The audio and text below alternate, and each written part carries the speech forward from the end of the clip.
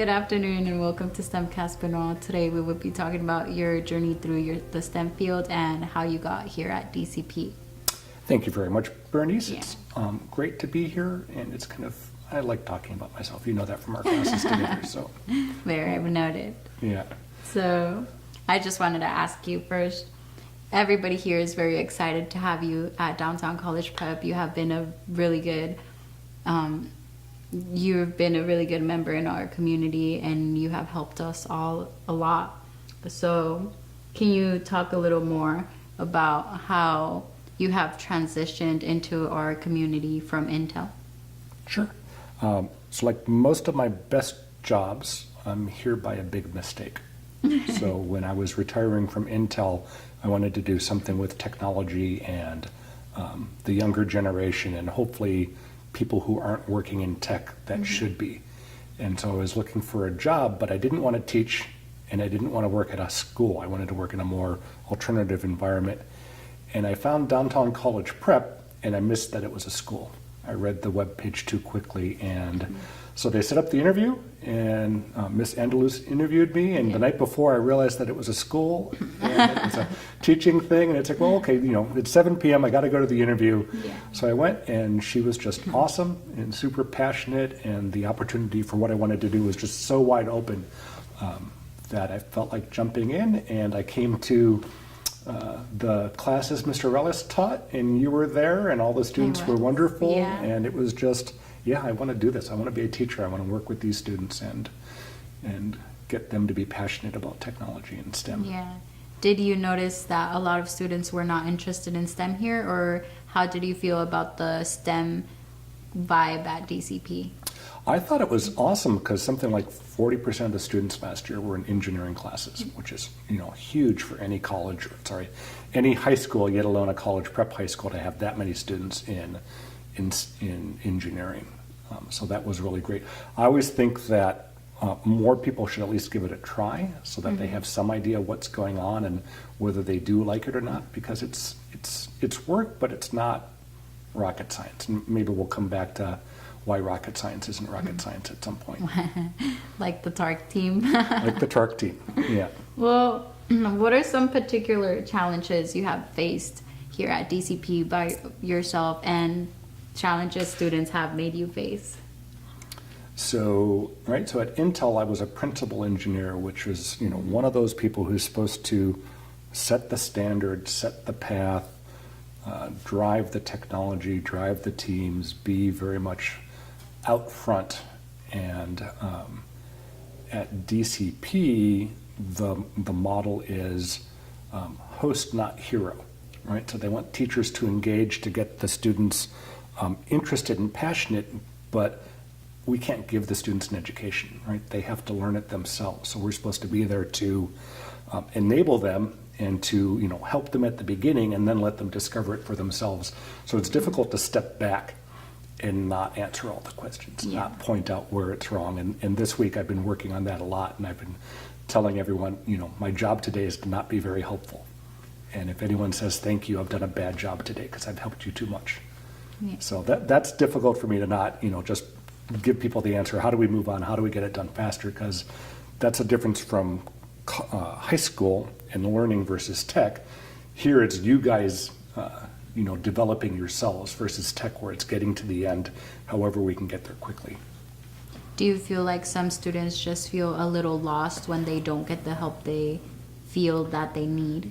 Yeah, and that can be really challenging for it's like, okay, I've explained it this way, I've explained it that way, but still there are some students who aren't getting it. What's another way of doing it? Or how do I have another student who gets it, explain it to them? Maybe then it will come across a different way. Yeah. And that's one of the surprising things is the student-to-student learning is very powerful, and I sometimes need to shut up and sit down. Well, let's talk a little more about yourself now, Benoit. Uh-oh. So what pulled you towards being a hardware engineer? Probably starts off when I was 10 or 11, growing up. Really young age. Really young. My mom and dad had just gotten divorced, and we moved from a little town in the middle of nowhere in Minnesota to Rochester, New York, where my grandmother lived, my mom's mom. So mom and 5 of us kids move in with grandma, and single mom, you know, not making a lot of money. Things were pretty tight, and we were expected to be pretty resilient and fix things and make do.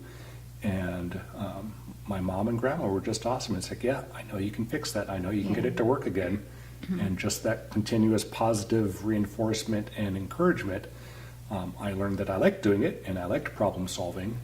And then I was lucky to bump into a computer science class in my 7th grade. And that was a lot of fun. And there were so few students there that you got to do kind of whatever you wanted to. Yeah. So then you could just go hang out in the room after school and play on the computers. Right. And that was a lot of fun. Code your own games. Yeah. Yeah. Well, I read in your profile that your specialty was power on the PRQ for system debug. Power on PRQ, can you explain these type of terms to me? So at Intel, when we were when we made a chip, right, when we did a new chip design, when it first came back, that process of getting it back, plugging it in, turning it on, trying to see if it worked was called power on. And it was a big, you know, either things worked very quickly and there was a big celebration, or things didn't work and you were pulling your hair out trying to figure out what worked, right? So that's kind of the, you know, hands-on, you know, all of the thinking and creating is done, and now it's time to get the product back and see what you can do with it.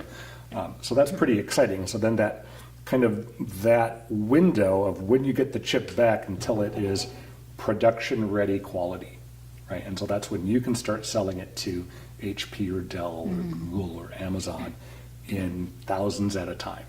And they can start the big manufacturing plants making these things by the thousands, that companies can start using them. So that's the window, and that's a really, right, the faster you get through there, the faster we start making money off of all of this effort, and everyone is focused on that. So convergent leadership is, it's kind of like being the drill sergeant on the team, saying we all have to get to the end together. And then working with all the different groups or people saying, okay, well, how is your section doing? Where are you okay? Where do you need help? And looking across and trying to get everyone to, you know, make progress together.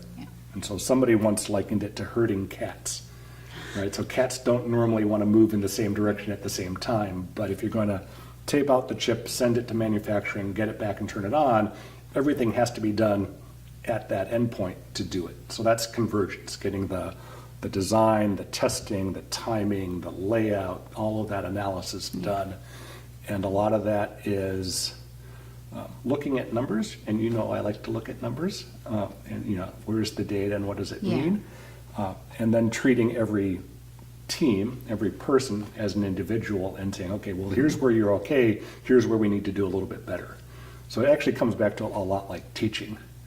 And getting all the kids through the class at the same time, even though some of them get some parts better than other parts. I've noticed a lot that you do that type of work in class. So when we're doing coding, there's the driver and then there's the one telling the driver what to do. So how can students be prepared for roles like these other than doing it in a computer science class? So let me answer it by an anecdote. When I was in high school, I was number 1 in my class. I was on a couple of sports team. I was in band. My head was this big, right? I was so full of myself, I could do anything I wanted to. And I didn't need help from anyone. I didn't need to work with anyone. And I went to college and I failed calculus. Absolutely failed, fell on my face. And I got put on probation and I had to do better. And the next semester I started doing better. And I failed physics. And then I found a couple of students who were also trying to get, you know, we were pre-engineering, and they had similar problems. They failed the same classes, and so we got together and we helped each other out. And so as we were learning the material, whoever got it first would then explain it to the other 2 guys.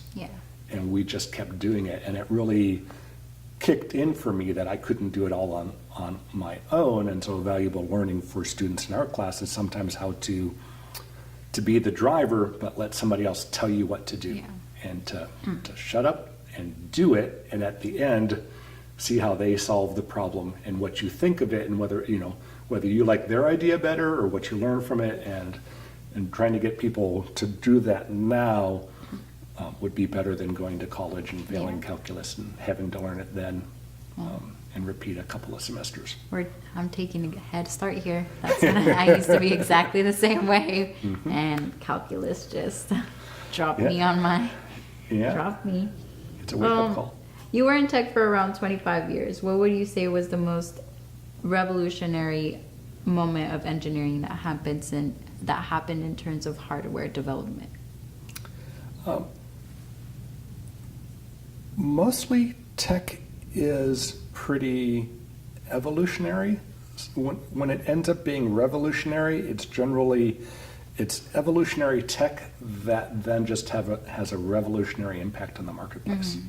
So I would say the first one was when Intel pushed wireless into laptops and into our chips. Yeah. And then laptops actually became unpluggable, and you didn't need to keep plugging it into a network, and you could work from your backyard or from the library, and that really allowed people to do computing much, in many more places than they normally did. And that really drove a lot of purchasing of laptops and more of that stuff, which then got it into more hands, and that kind of spurred this first wave of accelerated development. And then the iPhone did it again. I mean, the Palm had, a handheld device that would have calendar and mail and stuff like that, but it was clunky to use, and it didn't really have wireless for most of its time. And then Apple said, it's like, well, why are we having these organizers and phones separately? Why don't we put it together and make it easier to use and always connected? And when they did that, it was a good evolutionary design, but the impact in the world was it was just hugely popular, and it took off again. And those, getting computing into more and more places, and now we use phones in our classes, right? Let's get on to Kahoot. Let's take this quiz interactively all together. Go check your grades in Power School. What's going on there? Right, so now it's kind of it's part of what we do. Yeah, we seem to be using phones for everything. It's just technology is a part of our lives now. You can't live without it. And for me, what's really interesting in those cases is if you look back at that technology, it's all a very incremental improvement over what was there before. But sometimes that combination just has, it's the magic combination that spurs a large output in how it's used. Your LinkedIn profile has probably the most well-known Star Wars quote of all time from possibly the most famous mentor of all time. Care to share? Let's see if I can do the voice. Do or do not, there is no try. God, it's awful impersonation. Right? But the do or do not, there is no try, that's kind of a key idea in STEM. Right? That if you're not willing to jump in and do something, you're going to fail. Right? So if all you're doing is trying, right, it's like, well, maybe this will work, right? I'm not saying like you're going to fail at life or something, but it's going to be difficult, right? If you're willing to jump in and give it a try, it gets easier. Everything we do the first time is always difficult, right? It doesn't matter if it's in STEM or playing soccer, learning a musical instrument, asking somebody out. The first time it's always super hard, right? And we just need to learn. It's like, I need to do it. I need to get through that first time. Yeah. Whether it works or doesn't work, I need to get through that first time, and it will be easier. And the more I do it, the easier it gets. And it's like, people say, well, I'm not smart. It's like, well, can you run a marathon right now either? It's like, no. Well, what would you do to run a marathon? I would practice. I would train. That's how you get smart. You got to practice and train. And so it's not that, you can't just decide you're going to run a marathon. That's trying. Yeah. That's right. So you have to put your best work into it. Yeah. Yeah. Well, so what are some life lessons we could learn from Yoda? So in that whole scene where he does, do or do not, there is no try, he's also trying to explain to Luke, you haven't been listening, right? You need to stop thinking the way you have been thinking and try to listen better. And that's a huge life lesson, I think, for everyone, including me, particularly me. Right? To listen, we need to close, this and open these up, and we need to open them up for a while and really try to hear what the other person is saying. And that can be difficult, and that's difficult for a lot of people. But we then communicate better, and once we start communicating better, then we solve problems because we're understanding each other better, and we get things done.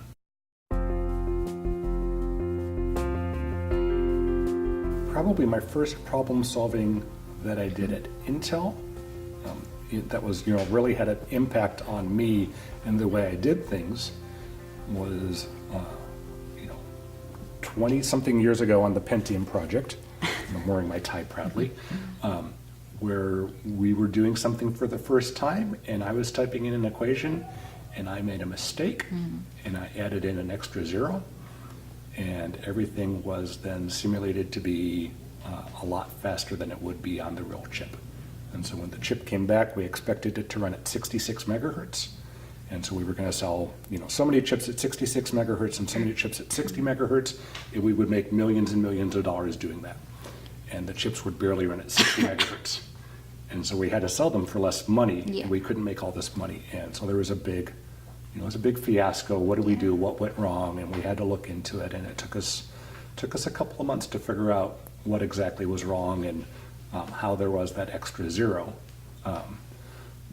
But so I was involved in that debug, and it came out that it was my mistake, but it didn't matter. I was so much part of the debug and how and why it happened and how we resolve it that I got promoted from that effort. Whenever you do something, you have the choice for, do I want to do it hands-on? Do I want to be involved directly with what's going on, or do I want to be at a higher level planning and organizing, or do I want to be more visionary? Yeah. And I had done all three of those jobs at Intel, and when I was retiring from Intel and I decided I didn't want to do more tech, and I wanted to do, technology and students and getting them into it. I wanted to be hands-on because it's kind of like one of those learnings. A number of times at Intel, I was put in charge of a new group because something bad happened, and they needed somebody there who could, get them to come together and get them to solve the problem. And the worst thing to do is that in that situation is to go in and tell them what to do. Yeah. Right? You need to listen and see what's going on and get their ideas, especially if you don't know it, to understand. And so that's what I wanted to do here at DCP, was to come in and get hands-on. And before I could think about doing more planning and organizing or visioning, I had to actually understand what was going on. I don't know if I ever want to do those other things because the hands-on is really fun. Yeah, you did do that for our IED class, right? You can talk a little more about the project that you did for IED. The new project that you created for the students last year. It was a hands-on project that we had to build ourselves, and then you created a IED or POE? POE actually. Okay. POE, not IED. Yeah. So we did a project on, so in Principles of Engineering, we were doing a unit on circuits, and it was relatively boring. Right? It was a whole lot of follow these instructions from the book, put this together, take those measurements. And it's like, well, that's not. I passed by a miracle. Yeah, it's hands-on, but it's not super interactive. Yeah, so I figured, if we're doing circuits and stuff like that, let's make something physical that you can hold in your hand or toss in the air and stuff like that. So we did some simple LED throwies, just with batteries, LEDs, magnets, resistors. Or right? light. Yeah, we could just make simple little devices that you could, and then we did and incremental improvements, right? So here's Yeah. just a light that's always on. Now, how do we add a switch? How do we get it to stick to anything metal? And then how do we actually get it to turn on once it's sticking to metal, and turn off once you pull it off? Yeah, and how to turn off in light or how to turn on Yeah, in and then how do we have light. it then just turn on at night for the same thing? It'll turn on at night once it's stuck Yeah. to something metal, Yeah. right? And it was all incremental, step-by-step learning. And it was fun. And people walked out and they were throwing these things up against the... me included. Yeah, yeah. I got home, I took it, and my brother took it away from me. That's Yeah. how much he liked it. Yeah. And I hope your brother's going to take that class in a couple more Yeah, years. yeah, he is, hopefully. Yeah. The idea of building up, serving, and developing the younger generation is a passion for you. Did you have a strong mentor growing up, or do you engage in mentoring because you felt like you had a lack of mentors? So I didn't have mentors growing up, but my role models were my mom and my grandma, who both, helped raise 5 kids, 5 teens that were only 6 years apart in age, on a single income. But they were both, positive and happy, and you can do this. And so that was very enabling, uplifting. And then part of something that we do here in different classes is like the privilege exercise, with people stepping forward if you've had this in your background, or stepping back if you didn't have it. And we did one of those with the teachers, and it was just I'm pausing here because I'm trying to keep the emotions down. It's difficult remembering back on that and just seeing how far you might be, right? And so as a white male in this country, right, there I was standing someplace where I couldn't see any of my colleagues looking ahead, right? Everybody else was equal to me or behind me. And so that's just random acts of birth, right? Why was I a white male in this country instead of anybody else, or the people who are here? Right, so I've had all these opportunities and privileges, but when it comes down to it, my brain isn't bigger than or better than anybody else's brain. I ended up working, being an electrical engineer at Intel, becoming a principal engineer because of opportunity, because of privilege. And I think everybody should have those opportunities, right? You don't all have the same privilege, but it matters to me that everyone has the opportunity and everyone knows that they can do this. And it doesn't matter if you're male or female or white or brown or purple. You're right, your value, you have a good brain. If you like this stuff, there's a place for you, and you should do what you're passionate about. And I hope more people of all types are passionate about STEM, because we get better solutions, we get better ideas, we create a better world if it's like that. If you could write a letter to your 20-year-old self, what advice would you give him? Not that it was that long ago, but... I would say keep at it, stick with it, right? Yeah. You can do this. I think when I was 20, I was just kind of getting off of probation, right? Yeah. I was no longer getting threatened to be kicked out of the school, but I knew at that point it would take me 5 years to graduate. But yeah, stick with it. It was a lot of fun through the years doing it, both in college and in my job. I got to travel all over the world, with the company paying for me to go to, Israel and India, things like that. And I would have loved to do that. it was a great time. Yeah. Yeah. So, yeah, stick with it, right? If it's hard, it's okay. If you're passionate about it, you'll figure it out. Yeah. Yeah. Anything else you'd like to add, Benoit? So I said before that even rocket science isn't rocket science. So I wanted to talk about that. So that, and you have to be good at math to go into STEM. Oh, no. Right? And so rocket science isn't rocket science. I once met somebody who was a vice president at both NASA and at a private company that NASA helped set up to solve problems for the moon launch that they couldn't do with their internal bureaucracy. And so he was a rocket scientist. And I was complaining about something that was happening at Intel. And we were just trying to get this stuff to converge, and people weren't, doing the right thing. And I said, it's like, come on, it's like, it's not like this is rocket science. And he looked at me and he said, John, rocket science isn't rocket science. It's just engineering. You take your big problem, you break it down into smaller pieces, you make sure those pieces are well described, that you have a spec that everybody who's working on that piece understands what their little portion needs to do, and then you go work on it. And then you start putting those little pieces together and testing them as they come together, and eventually you have a rocket that will go to the moon. It's like doing a piece of software or designing a project in engineering, right? It's just doing the pieces, making sure you understand how they come together, and then going off and solving those problems. So yeah, right. And this is from a guy who was a rocket scientist. So yeah, even rocket science isn't rocket science. Well, next time someone tells me that, I'll make sure to let them know rocket science isn't rocket science. Yeah. And so why do you not need to be good at math if you like STEM?